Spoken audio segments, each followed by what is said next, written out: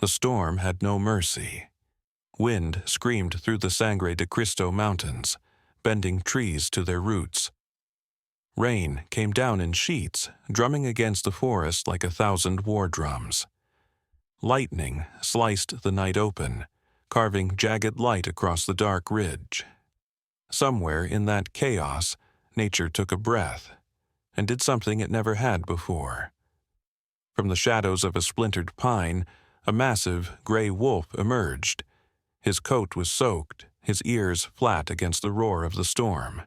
In his jaws, gently cradled by sharp teeth, hung a Mustang Foal, small, soaked to the bone, and shockingly still. There was no blood, no panic, no violence, just an impossible quiet. The wolf moved with care, almost reverently, stepping over rocks and roots as if the little one were made of glass. Then, just as suddenly as he had appeared, the wolf disappeared again into the trees, vanishing into the night with his fragile burden. Dr. Claire Bennett was poring over a scatter of field notes when the call came in. The hum of her generator buzzed in the background, the storm battering her cabin's metal roof like fists. A half-drunk cup of black coffee trembled next to a wildlife trail map. Her boots were still caked in yesterday's dust, and her mind was half on a recent motion capture clip of a gray wolf hunting elk in the northern basin. Then the satellite phone rang. Claire picked it up without checking the caller ID. "Bennett." The voice on the other end was scratchy, wind-whipped, and unmistakably urgent. Emma Caldwell. "Claire, you need to come out here, now." Claire sat up straighter. "What's going on?" "I just saw something." Emma hesitated, voice cracking. "A wolf took a Mustang Foal." Claire's brow furrowed. "You sure?" "I'm sure. I saw the whole thing through my binoculars." "Did it kill the foal?" "That's just it," Emma said. "It didn't kill anything. Claire, it picked the foal up like a mother wolf carries her pup. It was careful." Silence hung on the line, broken only by the low rumble of thunder. Claire stood slowly. "I'm on my way." The drive to Emma's ranch was brutal. Flooded trails swallowed the Jeep's tires, and more than once Claire had to backtrack around fallen trees. The windshield wipers fought a losing battle. Each sharp turn threatened to throw her over a muddy ridge, but she didn't slow down. "This better not be a hallucination," she muttered, gripping the wheel tighter. She reached Emma's place nearly an hour later, boots hitting the muddy gravel as the ranch's floodlight flickered in the distance. Emma was waiting by the barn, poncho soaked, eyes wide. "I didn't imagine it," she said before Claire could speak. "I know what I saw." They moved quickly to the back ridge, where a camo tarp protected a simple observation perch. Emma handed Claire the binoculars and pointed toward a slope beyond the clearing. "See that scorched pine?" she said. "Lightning hit right before the herd scattered. The foal didn't keep up. He got stuck between two rises. Then this wolf came. Big one, scar across his muzzle. Didn't growl, didn't lunge. He moved slow, like he didn't want to spook the foal." Claire watched the valley for a moment, then looked down at the mud-slick terrain. "Perfect place to get cornered," she muttered. "Too rocky for a clean escape." Emma nodded. "But he didn't attack. He crouched, waited, and when the foal collapsed, he walked up and picked it up, carried it away like he'd done it before." Claire lowered the binoculars. Her expression didn't change, but something flickered behind her eyes. "Wolves don't do that," she said flatly. "I know," Emma replied, "but this one did." At dawn, the storm broke. Clouds hung low, heavy with what they hadn't yet shed. Mist curled along the tree line like ghost breath. Claire laced up her boots. Emma joined her with a thermos of black coffee and an old pair of binoculars. The ground was soaked and slippery. Branches snapped underfoot, but then Claire found it, just past the tree line, pressed into the wet earth. A paw print. Massive. Deep. She knelt, brushing the edge of the track with her fingers. Definitely a male, heavy, no sign of a chase. A few feet ahead, another print, then another.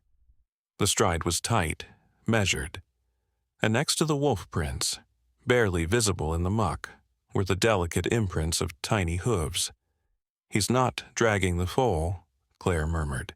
"He's carrying him, adjusting his gait to compensate." Emma crouched beside her. "He's being careful." Claire didn't answer. She was already moving, eyes locked on the trail. They followed the tracks through a thicket of junipers, past a washed-out gully, and up into a narrow corridor between two stone rises. The air grew quiet there. No birds, no wind, just the muffled drip of rain from the canopy above. Then they heard it. A soft, trembling sound, high-pitched, fragile, a foal's whinny. Claire and Emma froze. It came again, closer now. A whimper, not of fear, but of confusion, maybe even longing. They crept forward, pushing past a curtain of ferns. The ground opened into a hidden clearing, wrapped in granite and pine, a perfect shelter from wind and eyes, and in the center of that glade, reality unraveled. The foal, cream-colored coat, legs tucked beneath his body, lay in a nest of pine needles. Alive, calm, wrapped around him like a guardian spirit was the gray wolf. Scarred muzzle, storm-drenched fur, eyes closed. His head rested gently on the foal's slender neck. Neither of them moved. Claire exhaled sharply. Her hand went to her camera, fingers trembling as she lifted the lens. This changes everything," she whispered. And for the first time in her career, Dr. Claire Bennett found herself looking at something science had never prepared her for. A predator, a prey, and a bond that made no sense, but felt like truth. Claire hadn't moved for almost 5 minutes. She sat on the edge of the clearing, crouched low behind a pine log, binoculars fixed on the unbelievable scene just 20 feet ahead. The gray wolf hadn't budged. He lay curled around the foal like a sleeping parent guarding their newborn. The foal, small, cream-colored, still damp from the storm, shifted slightly, nestled closer into the wolf's fur. Emma's voice was hushed beside her. "You still think it's predation?" Claire didn't answer. Her eyes were locked on the wolf, on the way its chest rose and fell with the foal's, like they were breathing in sync. "No," she finally said. "This isn't predation, it's something else." They retreated from the glade without making a sound. Back at the ranch, the sun was trying to break through the mist. Steam rose from the paddocks. Claire sat at Emma's kitchen table with a hot cup of coffee she barely touched. Her mind was spinning. "Can you set up motion cams in that area?" Emma asked. Claire nodded slowly. "I can do better. I'll bring in sensors and thermal. I want to know everything about this wolf." Emma raised an eyebrow. "You think he's one of the local packs?" Claire pulled out a tablet and brought up a digital territory map. "There's only one alpha male that size in this quadrant, Cumbria Ridge Pack. We've tagged his mate before, but he always stayed out of range." Emma leaned closer. "So he's got a name?" Claire hesitated. "We call him Ghost." Later that day, Claire drove back to her field station and called in her assistant, Logan Reyes. Logan was 30, ex-military, and had a healthy skepticism for anything he couldn't confirm with hard data. When Claire showed him the stills from her camera, Ghost lying beside the foal, eyes alert but calm, he let out a long breath. "No way. That's not normal. I know. You think it's imprinting? Confusion?" Claire shook her head. I think it's grief. Logan raised an eyebrow. Grief? Claire stood and walked over to her wall of trail camera data. She pulled down a hard drive labeled Cumbray Ridge and loaded the most recent footage. Frame by frame, she walked Logan through what she'd captured 3 weeks earlier. Ghost with his mate. 3 healthy pups. The 5 of them moving through the snow, playing, nuzzling. Then the footage changed. A blizzard. A sudden, brutal whiteout.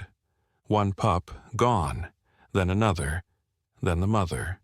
The last pup survived 3 more days, barely moving, until he collapsed beneath a rock ledge. The final clip showed Ghost returning to that spot, nose buried in the snow, howling into the empty sky. Logan sat down slowly. So, he lost everything. Claire nodded. 2 days later, he finds a crying foal, about the same size as his pup would have been. And he adopted him. Claire whispered, He didn't just adopt him. He saved him. 3 days passed. Claire and Logan set up multiple motion sensors and silent trail cams around the glade. They monitored Ghost's movements without interfering, and what they saw astounded them. Ghost was no longer just guarding the foal. He was nurturing him. When Blaze, Claire had begun calling the foal Blaze for the flash of dark down his neck, whimpered from hunger, Ghost responded with soft, guttural sounds. Not growls, comforting tones.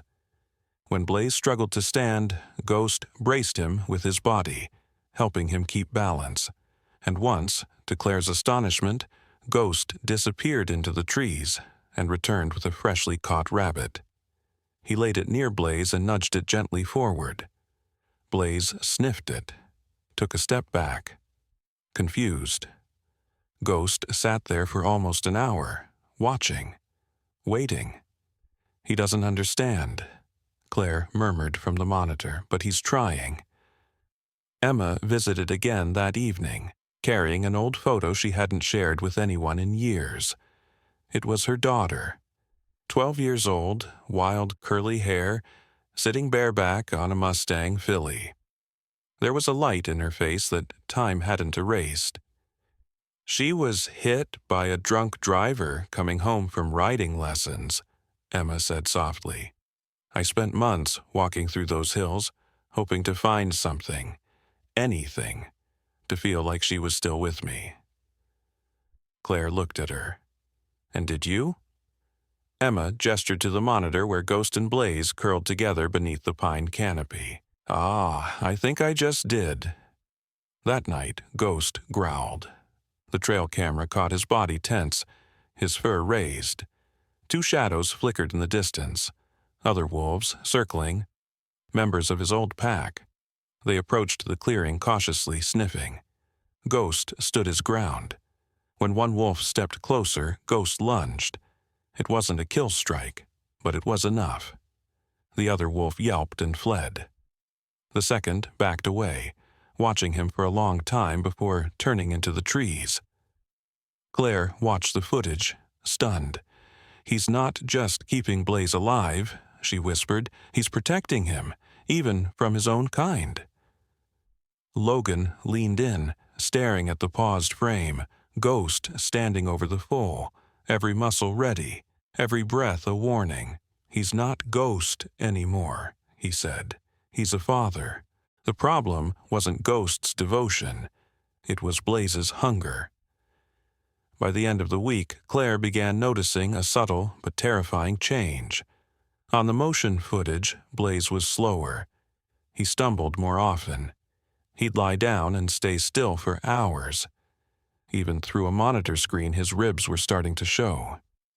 Claire had seen the signs too many times in the field. Nutrient deficiency, dehydration, energy loss. Love alone couldn't keep the foal alive. Logan stood with his arms crossed in front of the monitor, silent. He's trying, Claire said softly. God, he's trying. Ghost had brought everything he could think of. fresh rabbit, dead squirrel, even once a clump of chewed grass spit out in front of Blaze. He'd return with leaves, pine needles, and mouthfuls of water from a nearby stream. Each time, Blaze would sniff, maybe lick, but never eat enough. "He doesn't know," Logan muttered. "He can't know." Claire ran a hand down her face. "If we don't step in soon, Blaze won't make it through the week." That evening, she made the call. Dr. Alina Park arrived the next morning. A compact woman in her early 40s with calm eyes and quiet confidence, Alina had worked with feral horse herds and injured foals across 5 states. She moved like someone who'd been around wild animals her whole life. Slow, steady, respectful. Claire gave her a rundown of the situation. When she finished, Alina looked stunned. "Wait, the wolf hasn't injured the foal at all." "Number not once. He protects him, shields him from everything, even other wolves." Alina blinked. "I didn't think I'd be part of rewriting mammal behavior textbooks this week, but all right." Claire cracked a tired smile. The plan was simple, but dangerous. They would set up discrete feeding stations stocked with specialized foal formula and soft feed pellets. The scent would be masked with surrounding pine branches and gloves dipped in wolf scat to avoid triggering Ghost's suspicion. Alina insisted on spacing their approach. She'd attempt to get within 50 feet of the glade and leave a bucket of liquid nutrition near Blaze. "Whatever happens," she warned, "no sudden movements. Don't try to sedate. Let him come to us." They waited until dawn. Ghost and Blaze were still bedded down, but the foal's movements were weaker now. He barely raised his head when Ghost stood and sniffed the wind. Claire, Logan, and Alina moved into place like shadows. They wore scent-masking ponchos and carried only what was essential.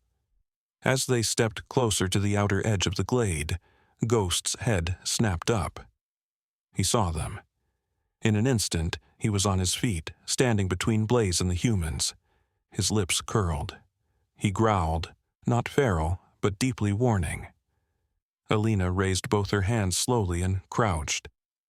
"It's okay," she whispered. "I'm not here to hurt him." Ghost didn't move. Then Logan, trying to get a better angle, stepped on a twig. It snapped.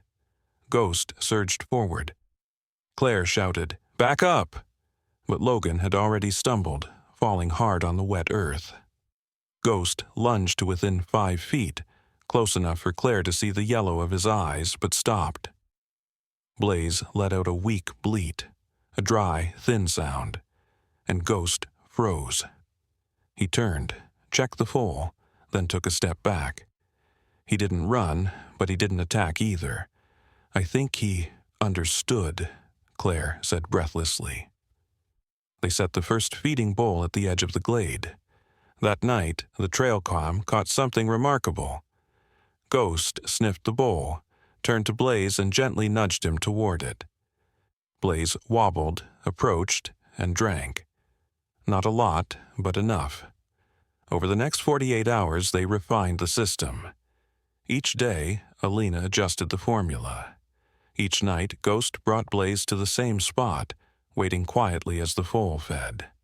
It wasn't just survival, it was cooperation. Then, just as things began to stabilize, the real threat arrived. Eliza Hartley came in hard and fast.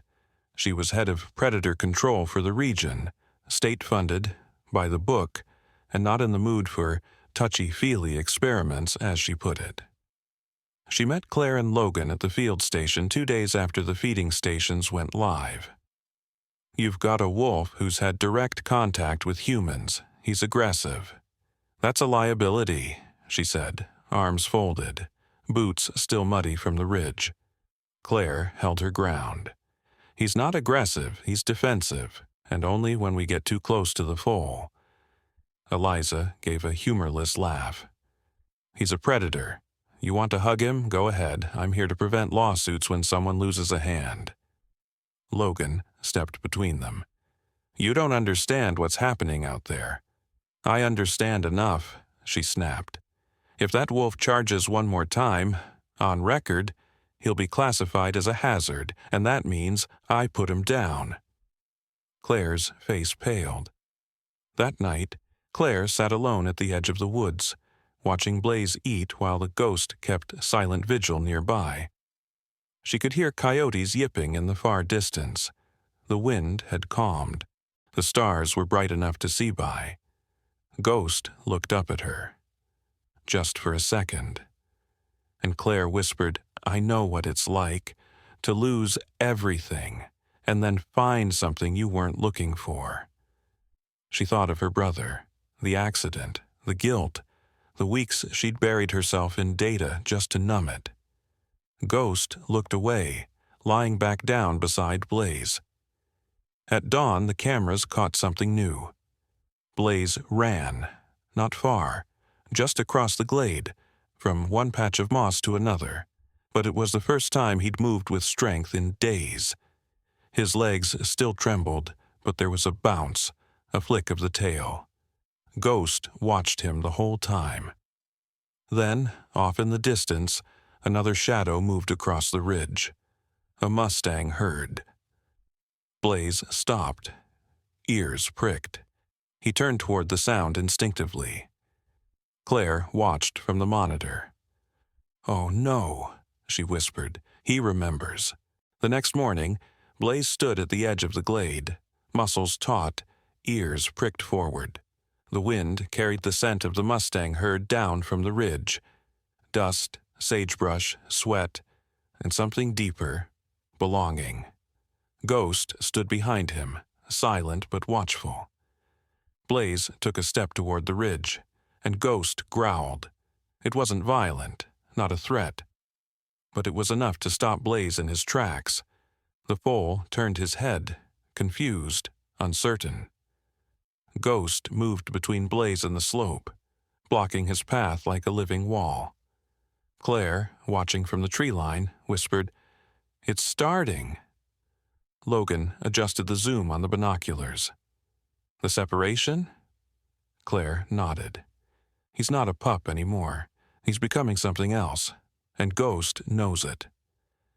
Over the next several days, Blaze's restlessness grew. He'd graze, wander, trot in wide circles, then bolt in short bursts toward the ridge, only to have Ghost intercept and turn him back. Once, Blaze let out a sharp squeal of frustration. Ghost responded by nipping lightly at his shoulder and herding him away, like a wolf correcting a cub. But Blaze wasn't a cub, he was a colt, strong, fast, curious, wild, and his instincts were waking up. Claire kept meticulous records, growth patterns, muscle tone, behavior cycles, but none of it could explain what was happening in Ghost's eyes. "This isn't just survival anymore," she said one night while reviewing footage. "He's training him, teaching him how to read terrain, how to sense danger." "Like a father," Logan murmured. Claire didn't respond, but her chest tightened. She saw it too. One afternoon, Claire followed the pair from a safe distance.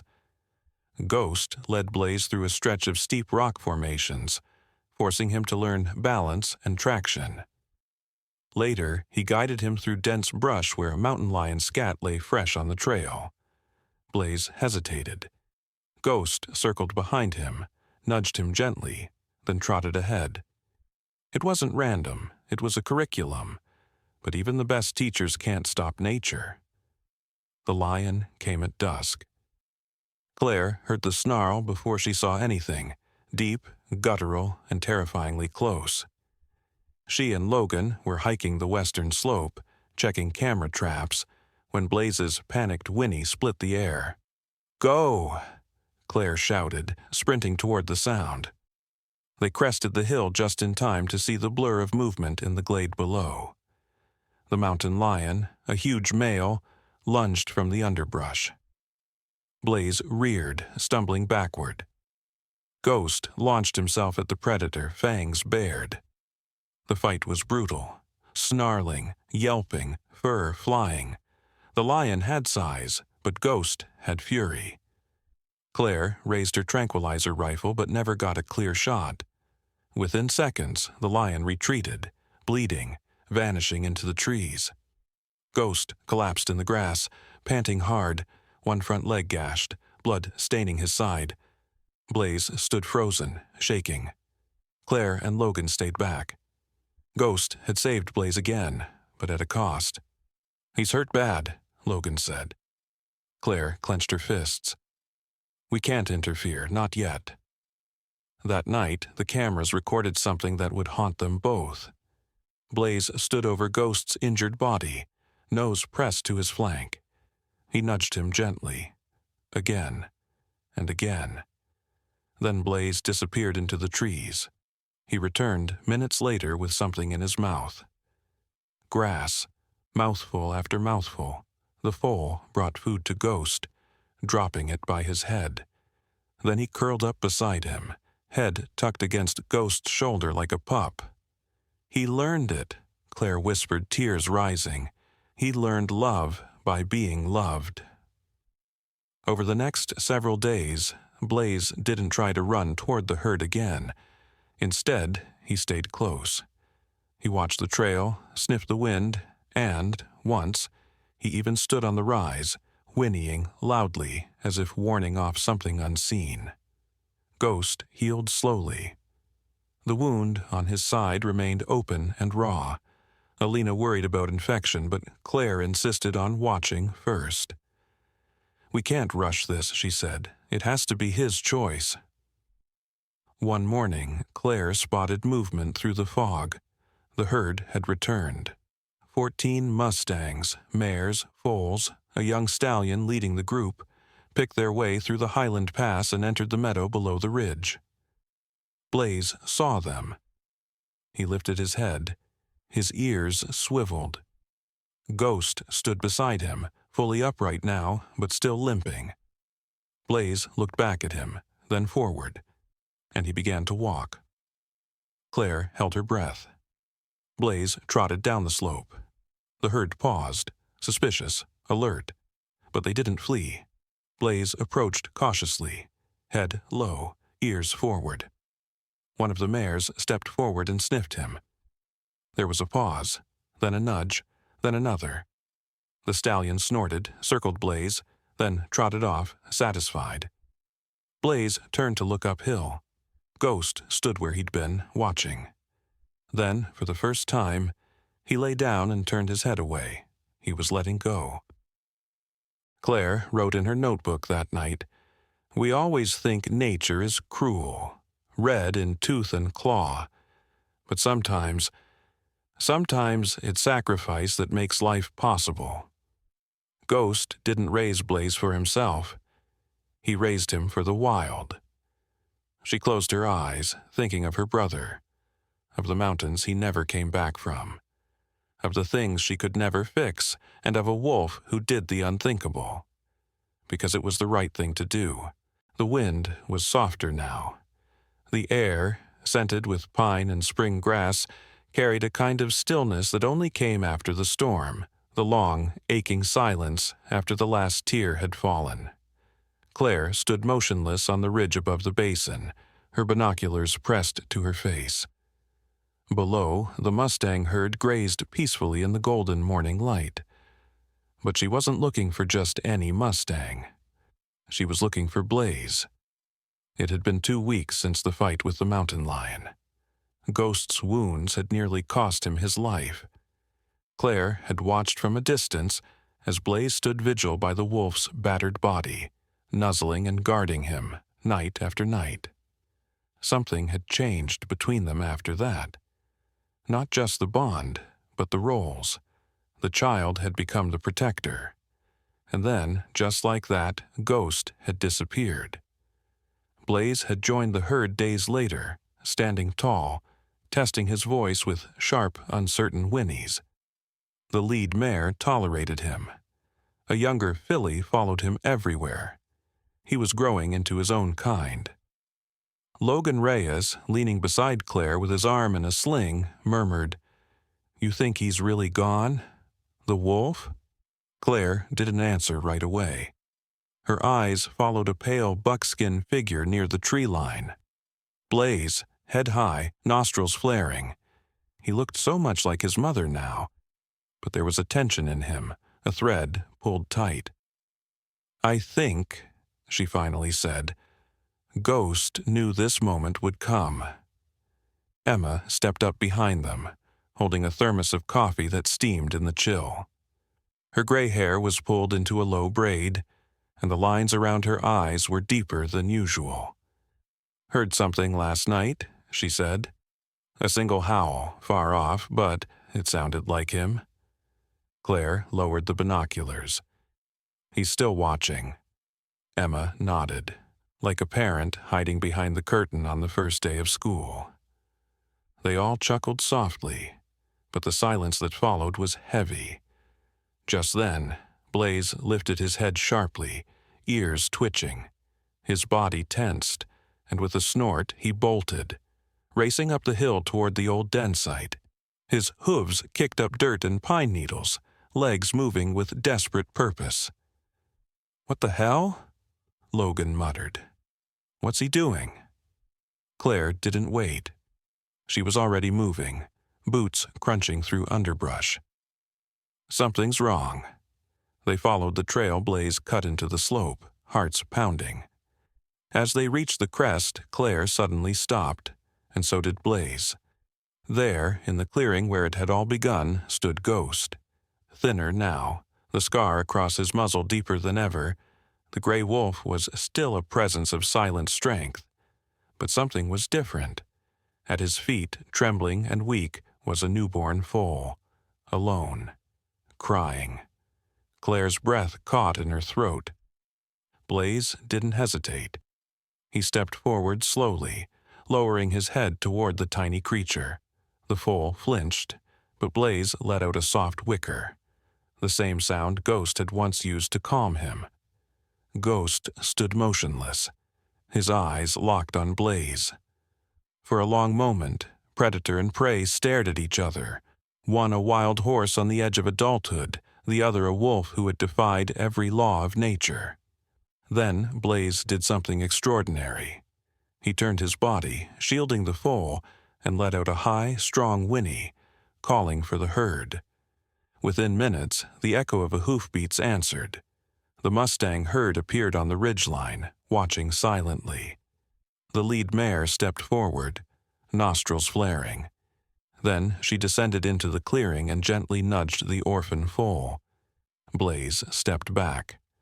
Claire felt her throat tighten. He brought the foal to Ghost, the way Ghost brought him to the forest. Full circle. Ghost didn't move. He just watched as the lead mare guided the tiny foal toward the herd.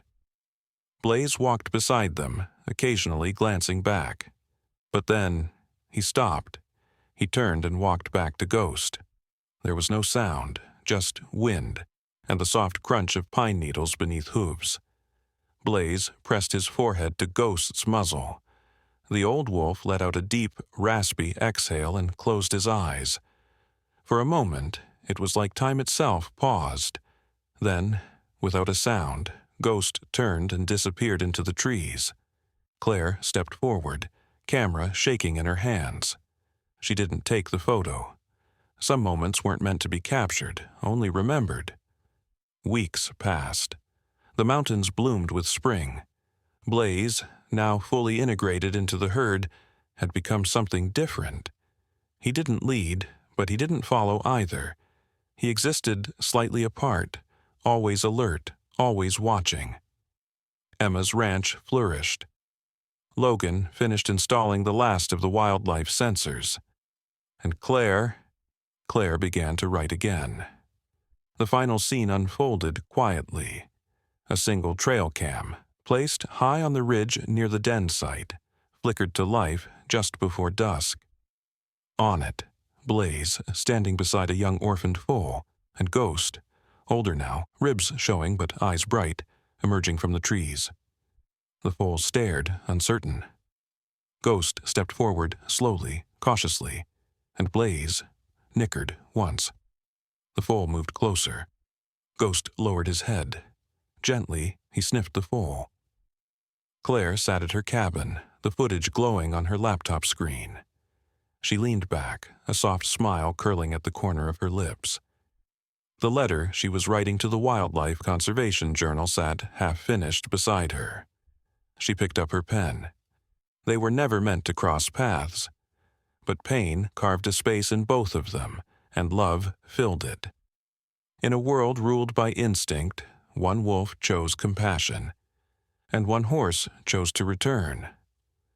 She closed the journal and looked out the window. In the distance, a gray blur moved through the trees, not a ghost, a guardian, and maybe a friend.